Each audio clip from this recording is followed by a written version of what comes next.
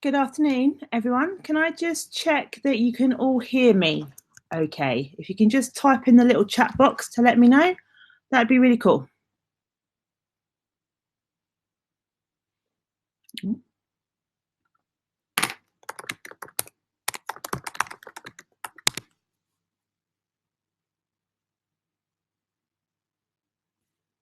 Oh, perfect. I thought the radio silence and no one was going to be actually able to hear me, and I was going to be talking to myself. Okay, so this may not last half an hour, which is not a bad thing on a Friday, but there will be opportunity for you to ask us any questions near the end of the session. So we are going to kick off and we are going to talk about where to start with data protection impact assessments. So let's start off with a few introductions. So, Regina, say hello and say something about yourself. Hi everyone, I'm Regina, Kellie's business partner, and I tend to take on the people-focused side of engaging with our clients and delivering the great data protection messages that we have to them and hopefully getting them excited about them. Maybe not quite to the same level of enthusiasm as Kellie brings. So my name is Kellie Peters. I'm the other, clearly, founder of Databasix. And I predominantly do, I get super excited about data, and we'll leave it at that, and hopefully that will convey the message. I've got a few people that are suggesting that they might have a few problems with the hearing. So if you can just let me know as we talk along the webinar, if that continues, then I'll try and look into that. So I wanted to do a very quick overview.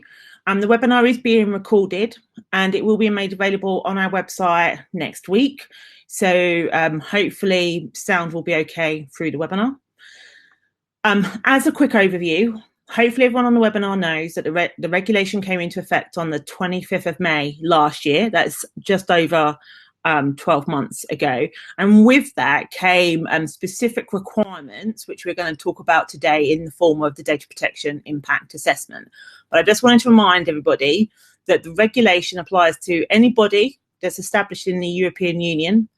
If you are an organisation that offers goods and services to the EU residents, so you may be head office and out of the European Union, but offering goods and services to EU residents, or you monitor behaviour of EU residents. It doesn't matter if you are a controller or a processor, both apply when it comes to the regulation, and it doesn't matter the size of the business. And that will be very true of what we're going to talk about today. What we're talking about is privacy first, and the impact on privacy of individuals, regardless of the size of the organisation. Obviously, the larger the size of organisation you are, the more work that may be involved. So hopefully that's okay.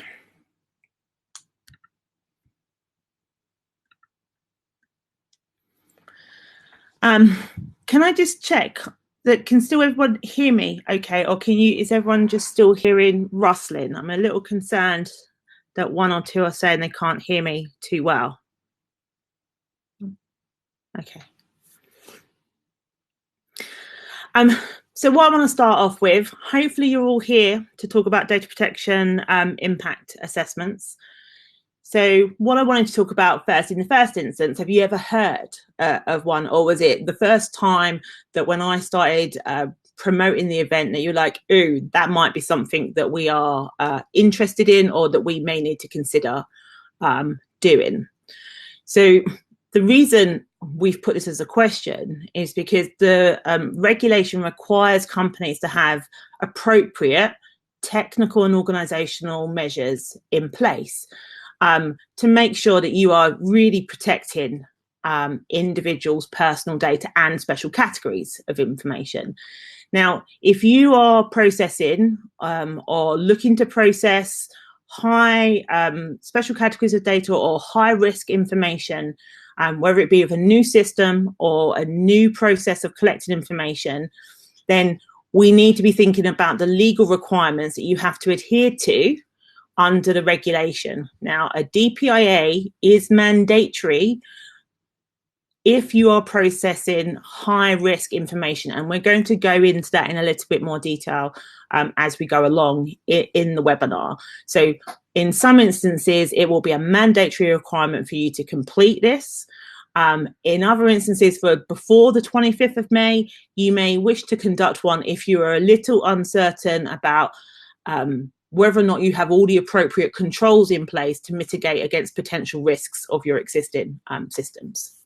So one of the things about data protection impact assessments is that prior to GDPR being introduced, they were considered to be best practice. So when Kelly and I used to work in the NHS, when we were using patient data for secondary use, so giving us insight into how patient flows are working or whether outcomes were being achieved, we had to complete data protection impact assessments to demonstrate that that was a good use of that sensitive data. And as part of GDPR, what they recognised was actually, in terms of making privacy something that people are considering up front and giving them the opportunity to mitigate those risks, it was something that everybody must do where they're dealing with that level of sensitive data, rather than just considering it to be good practice and a good idea. So that's where the sort of history of the data protection impact assessments has come from, and why they've now been introduced as something mandatory rather than optional.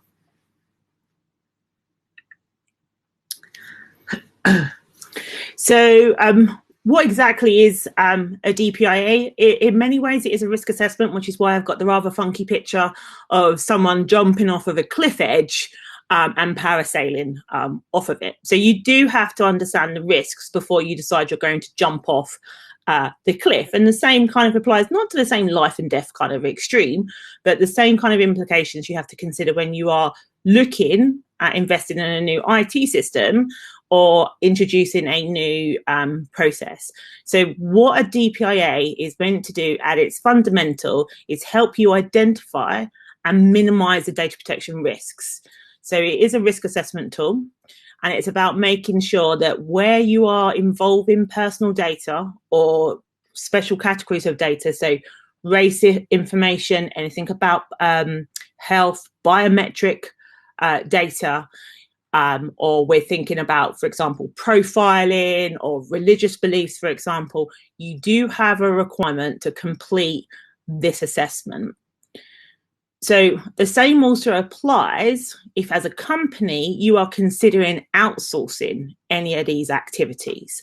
So you really need to do a risk assessment. So if you are going to be outsourcing a new HR system, for example, so you have external HR support or you have an external accountant, and previous webinars have talked about the value of those roles. If they are introducing new systems for you to be using, for example, Xero or QuickBooks from an accounting perspective, or we're looking at the HR systems, and an example would be Breathe HR, it's you as the controller have to make sure that you have considered the risks of you using those systems for your staff and your clients, whilst your suppliers may be saying to you, they're absolutely fine, we've done all our checks and balances. You have to make sure that you are happy with those, because you're the one that has to explain in privacy notices to your clients, to your staff, just where their information is being stored. And the reason I say that is because last year there was a massive amount of news stories, and it continues to be news stories about Facebook. But one of the challenges last year was just about how applications were connecting using Facebook as a platform to do verification of login and password details. Now, a lot of app developers didn't do their due diligence. Facebook wasn't particularly clear and transparent with the users of Facebook that this was how data was being used. And so if you are an app developer, or you are going to outsource and ask your staff to use tracking tools, or we've got a client that will ask their staff to clock in and out using a app on their phone, and for remote working, they use this as a way of monitoring their staff. You want to make sure that you understand the risks and what that app is actually interfacing with. So is it just your systems, or is it linked with other systems where your staff's information or even your client's information could be going elsewhere? So you want to make sure that you have the right level of security in place and that you're confident that these are sufficient by meeting the technical requirements of the regulation, in terms of you have put in appropriate organizational and technical measures. So one of the questions we get asked quite a lot is, when do I need to do this? When do I have to carry out a data protection impact assessment? And so one of the things Kellie's already mentioned is around that high risk processing, and what they're looking at when they talk about high risk processing at the ICO is any data processing of personal information that involves any of those that we've got listed there. So when you're thinking about evaluation or scoring, that's looking at trying to build a profile of an individual, whether or not you know their name. Often this will be linked with cookies. I've recently been reading about advertising technologies and the kind of information that they're using behind the scenes there. And that's building up a profile of individuals to allow you to communicate with them in specific ways. So, and often they won't necessarily be fully aware of that. And it could potentially be using racial information, religious information, sexuality information. And again, all of that is seen as a special category of data and needs more consideration. So you'd absolutely be wanting to go through that in a step-by-step way and mitigating any risks that you identify as using data for specific purposes against sort of evaluation or profiling. Typically, when you're looking at automated decision making, that's going to involve algorithms that will make decisions about individuals without them necessarily engaging with humans. And so therefore, again, you've really got to be thinking about what are the implications of that, what are the risks associated with that, how could it negatively impact individuals, would it have a particular bias against certain sectors or categories of individuals, and if so, again, how can you mitigate those risks? And the beauty of a DPIA is it really helps you think about those up front before you started spending money on it, before you've gone down so far down a route that you then suddenly think, hang on a second, what about this? And then it can cost you more in budget and time to actually put right. So doing a DPIA at the beginning of this really helps you think through those issues. So obviously things like systematic monitoring, and I think one of the things that's been in the news within the last sort of couple of weeks has been sort of the development of that, which is facial recognition software and live facial recognition software.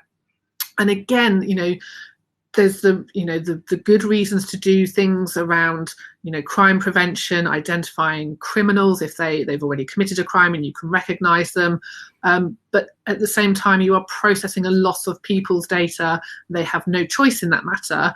And so with new technologies that are coming on board, like the fingerprint access or using biometric data, facial recognition, it's unique information that is a level of DNA. And so you really do have to be careful about how you take that forward. And I think we all know that we get excited by new technology, we see the opportunities, and often the problem has been that privacy isn't something that is considered. And I think companies that are working with this technology and looking to exploit it really need to think privacy first. How are we going to be impacting on individuals? Are there risks here? And can we mitigate those risks? Now, the ICO published a blog from Elizabeth Denham about 2 weeks ago, and it was talking about there's a case being brought against South Wales Police Force, looking at, they've been using live facial recognition software, which essentially identifies an individual and then in seconds checks them against a large database of known or wanted criminals or wanted individuals for questioning. And that can be in public places. And again, the lack of potential data management they have internally on how they store the data in those big databases versus an individual's right to freedom and privacy as they walk down the street is being contested. And the ICO are keeping a very close eye on what they think should happen from that and how they believe regulations will need to be updated to help support privacy whilst enabling crime prevention and genuine law enforcement to take place. But at the moment, she has been very explicit to say anything using live facial recognition software must have a data protection impact assessment carried out, and in all likelihood have that submitted through to her. So if you are thinking of using new technologies or something that you kind of think is cutting edge, do make the time to carry out that data protection impact assessment. And make the time to carry that out yourself. One of the things that we've come across with some software suppliers into a particular sector is that they're providing a completed data protection impact assessment for their clients. Now, call me cynical, but I imagine that they don't highlight too many risks, or risks that maybe the company might have thought of themselves, because they're going to want your company to purchase their software. So do take that responsibility to do it yourself. You can ask some questions. They may have pre-prepared answers, but make sure that you don't just say, thanks very much, that's ticked a box. You take the time to actually think this through, think it through from the individual's point of view, and actually complete that DPIA, and then act on it when and if you identify any risks that are difficult to deal with. Yeah, and I would say the rest of the elements that are on here are vulnerable individuals. So we're talking about individuals that are children. We have individuals that may have health-related issues. Now, these may be staff as well as customers or individuals that you are supporting through charities or fundraising or whatever your business is. Now, like Regina said, people can get super excited by new technology. And I mentioned that we have a manufacturing client that has replaced paper clock-in cards with fingerprint card logging in. And my question was that to replace paper and make it easier and more accurate? And did you think about privacy? And the response I got was, we didn't consider privacy at all. We just wanted a more efficient way of clocking people in and out. So we've had to go through the DPIA process as an afterthought and identify all the risks, retention period, where it's stored, to be able to reassure staff that their fingerprint is absolutely going to be saved and it's not going to be used for any other purpose. So, kind of going into what should your data protection impact assessment consider. So you really need to think about what's the purpose of your processing. So if you want to move to a new HR system because you're going from paper, you want to go to electronic, you may want that HR system to run payroll. You may want it to capture information on performance reviews, on sickness, on absences, on holidays. So you'll have multiple purposes for using a system to be able to collect different types of personal data. And when we think about scope, we're trying to think about, how big is this? So, are we talking it's going to capture maybe 1 or 2 people's information, or are we talking about a couple of hundred, or are we talking about thousands of people? So think about the scope of the work and really think about whether it's necessary. I think a number of organizations get super excited by saying, oh, we want to collect a whole raft of health-related information on our staff. But when asked about what's the benefit, what's the purpose of that, it's not to provide them with access to private healthcare or to get them access to gym membership. It's because they just want to know. Now, nice to know is not a sufficient enough justification for collecting health information, because you could be challenged by those individuals. And if you can't justify it, you shouldn't be collecting that information. So make sure it's necessary.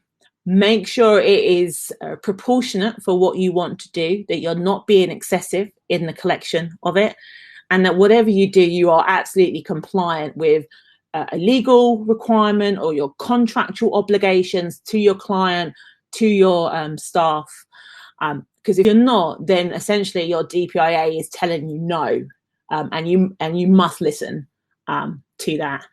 As I mentioned at the very beginning, it really is about a risk assessment. So what it is what are the risks and how can you mitigate against them? It's not saying you can stop. It's just saying this is highly risky. What do you need to put in place from a security perspective, or restricting who has access to the information or where it gets transferred to? So always think about almost put yourself in the shoes of the individual that you're collecting the information on, and ask yourselves, is this affecting your rights and freedoms? And if it is, should this be something that you should be doing? Are you putting this individual at a significant disadvantage? And if you are, is it the right thing to be doing? And if it could cause harm, then you absolutely need to make sure that you can justify why you're doing that, and then you've put measures in place to restrict that. So I just wanted to highlight how a DPIA can help things from going very wrong. So I don't know if any of you saw the press. It was a weekend in September last year where the Tory party were having a massive conference, and then suddenly all over social media and the press were reporting that all MPs' telephone numbers and contact details were being made available to every delegate that happened to be at the Tory party conference via their app. Now, the automatic response was, it wasn't the Tory party's problem.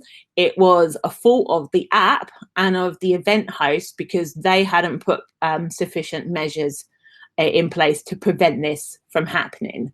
Now, if we recall what we've just talked about, it's the Tory party's responsibility to make sure that if they're going to use this app, it has all the appropriate measures in place to restrict that type of issue happening. Because it hit the press, it had an impact negatively potentially on the event hosts as well as the app developers. Had they done a DPIA, they could have prevented a lot of this issue happening. They could have continued to use the app, they could have continued to be able to connect with people, but simply they wouldn't have disclosed everybody's contact details. So your DPIA should also help you consider the likelihood of the risks. So think about likelihood versus severity. So is it the likelihood is low and the severity is low? So it's a risk, but it's a small risk. If we're talking about the severity being very high, and the likelihood of that risk actually happening is also high, then you need to put stronger controls in place. Or it may be such a high risk that you've decided, no, it's not acceptable. We're not going to continue with this. And some of those mitigations could be you're not going to share information. So there's literally been a fine made today from an estate agent that's when they were transferring information from themselves to another organisation, the information wasn't securely transferred, and then has exposed a significant number of landlord and tenants' information, including passport, financial information, bank details. Now, the transfer of that data is a high risk, and they should have considered, well, how do we make sure that the transfer of that is maybe encrypted, maybe it's done in a more secure manner, we restrict who has access to that. So they've identified the need to do the transfer, they've identified the risks, and then they put the necessary mitigations in place. Now, if at any point in time your DPIA says no, it's almost like the computer telling you no, then the answer is no, you really shouldn't be proceeding. One of the things that the Information Commissioner does talk about is that if you get to a point where you've done the data protection impact assessment and you feel that you can't appropriately mitigate the risks, you can share that DPIA with the ICO and ask for their review and feedback on it. And again, they may well give you the opinion that no, this processing is too risky and shouldn't occur. Or they may give you advice and guidance as to how you could continue to do it in light of the difficulties around mitigating those risks. So that is a step and an option that you have available to you where it's very high risk processing. We will come to all the questions that are popping up at the end of the session, so keep them coming in. So one of the things that I think is quite useful about the ICO website, I know it's trying to be all things to all people, is that they do talk you through how to carry out a DPIA. They do have a template document, they do have a pre-screening, so What the intention is that you identify the need for a DPIA. So, for example, you are going to use a new software solution. You deem that requires a data protection impact assessment. There is a screening form, which is 1 page, and essentially says, describe what it is you're doing, and it will then, by answering that, determines whether or not you need to continue to do the full DPIA. You may not need to do one because it doesn't involve high risk information. And for that, you can continue with your project to implement a new tool. Should you decide to go ahead, as we've talked about already, you need to describe your processing. You need to consider consultation. So you may need to consult staff. If you're introducing a new HR system, you may need to consult staff. If you're doing something like the facial recognition that Regina talked about in terms of that live facial recognition, they're doing a trial, but you're going to have to consult with people. You're going to have to get their views on your technology and your processing. And if that consultation leads to a no, then you need to listen to that, or you change the system in such a way that it caters for the issues that have been raised through the consultation. What you're then doing is assessing the need for the new processing and the new tool. You are identifying the risks and the potential mitigations that you're going to put in place.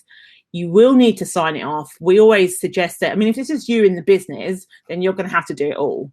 But if you're in a bigger organization, you want your data protection lead to sign this off, or even to lead this. If you're a charity and you have a board of trustees, or if you're a bigger organization that has a senior management team, you want to be able to be presenting them with this before you invest in the new tool, so they understand that you have considered the risk of privacy invasion and the rights and freedoms of individuals.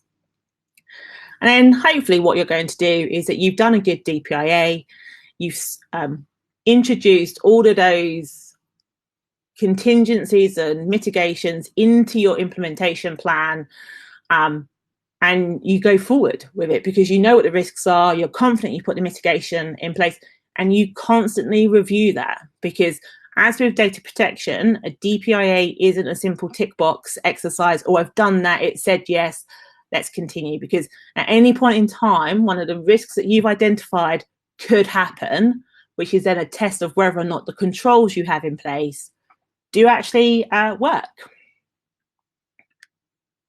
The other thing to mention is on the ICO website, underneath each of those sections, they have good prompts and more detailed guidance around the questions you can ask yourself under each of those sections, which if we went through today, it would take a lot longer than probably the afternoon. So it's worth having a look at those. And obviously, should you need to, you can always give us a call if you've got further questions.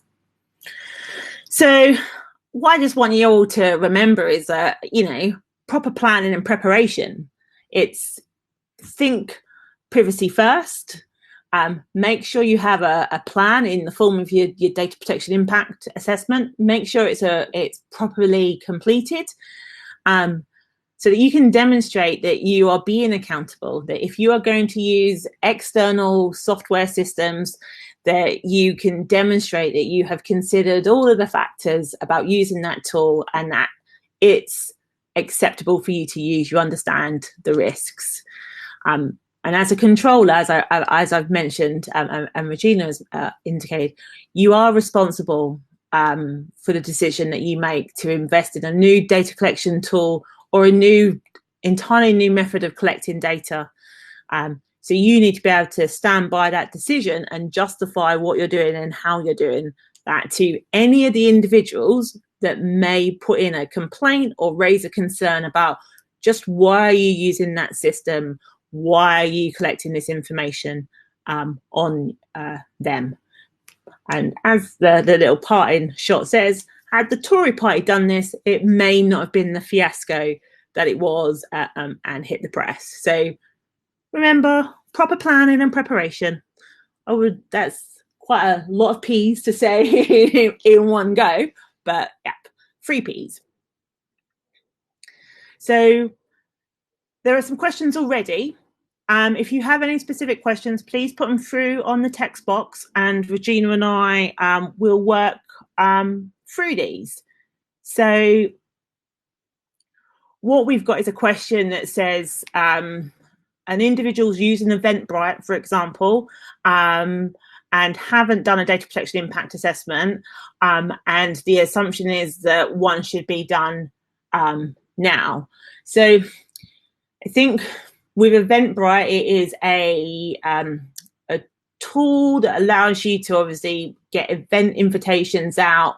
It allows you to get your money in if you're charging for data. In terms of the high risk information, that's not coming into you. You're not getting any of their financial details. What you want to do is check that Eventbrite are clear about what they're doing with the data, how they're using it, how it's being stored, how secure is it, because in your privacy policy, you need to be able to tell event attendees that you are using Eventbrite. And for example, Eventbrite is an American system, so their data is being transferred outside of the EEA.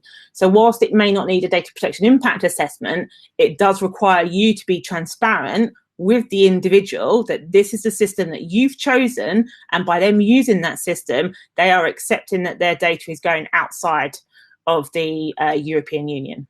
The other thing is as well is that it depends again on when you started using any systems that you might already be using which might involve high risk data. So if they were in place before the 25th of May, then the requirement to do it at that stage wasn't there, and I don't believe that there was a requirement to go back and assess that once the legislation was introduced.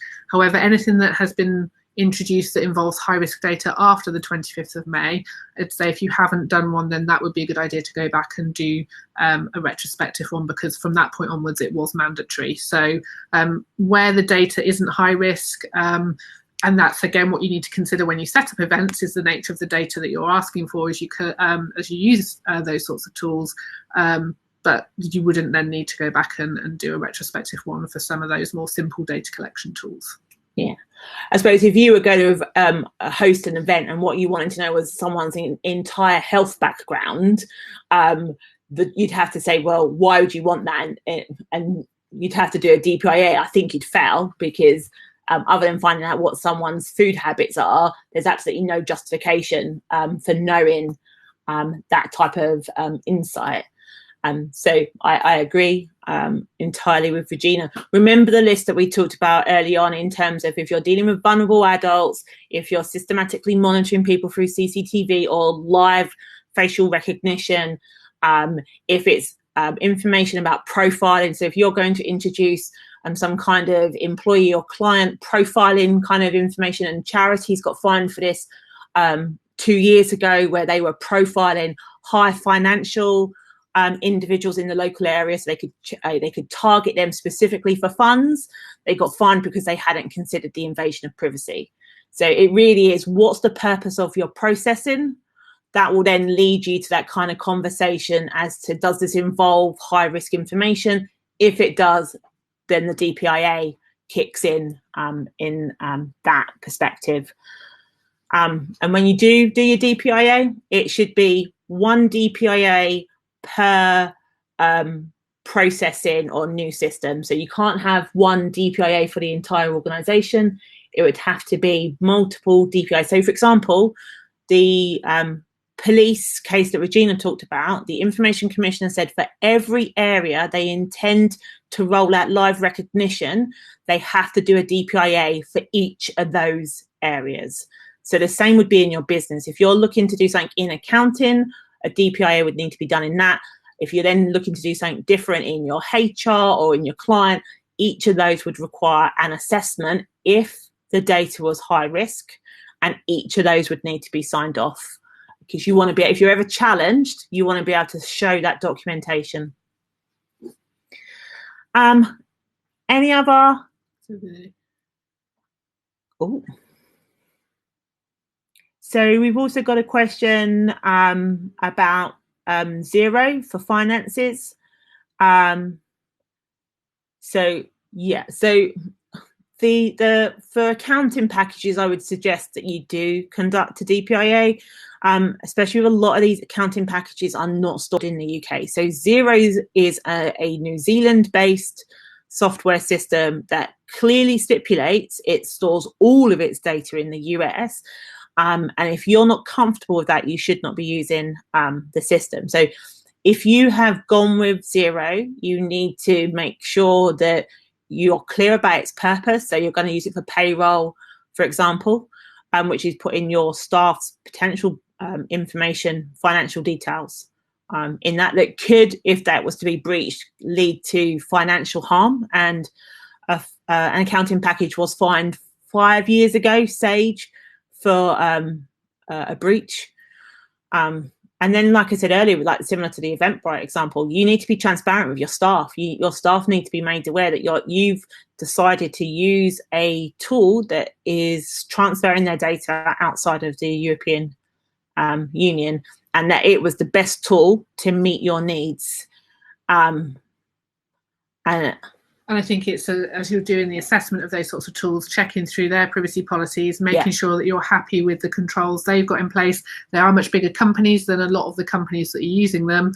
And so it's just about you looking at it, recording it through the data protection impact assessment to say you've looked at how they protect the data, that you believe that that's proportionate, that you are happy that your staff's data is going to be protected in a way that means that it's not at risk of breaches or causing them financial harm, and documenting that. And generally, if you have questions of these sorts of software suppliers, they've got the answers. You can ask them directly. They tend to be pretty helpful at coming back and answering your queries in relation to data protection, security, GDPR. And there's a lot of them that will have that included in their privacy policies or in particular statements on their websites, because we've seen them as we've been reviewing them for clients and for ourselves when we've been selecting the system. So and in terms of going to the board for approval, if you're already using a system, I'd suggest that you absolutely share the DPIA with the board or the CEO, someone at senior level. Acknowledge that you're already using it, and then if they have any concerns, it may mean another review. But it's about, I think, if you're sort of doing it post-event and post-selection, recognising that within the DPIA, and if you've got any concerns that you feel are actually a showstopper, raising that as soon as possible with your board. But I would imagine in all likelihood that some of those bigger providers are going to be set up to deal with that nature and that sort of data. So that's fine.